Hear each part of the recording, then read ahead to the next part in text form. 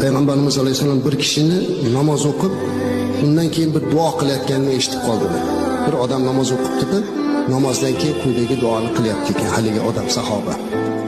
Allohumma inni as'aluka bi anni ashhadu an la ilaha illa anta al-ahadus samad alladhi lam yalid va lam yulad va lam yakul lahu kufuwan ahad.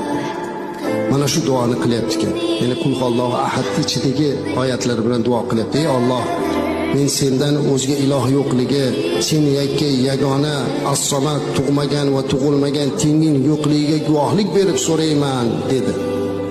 Shunda eshitib payg'ambarimiz alayhisalom qarab aytdilarki, vallazi nafsi biyadihi, jonim qo'lida bo'lgan zotga Allohga qasam ichib aytamanki, dar haqiqat ismi azam bilan so'radi. U bilan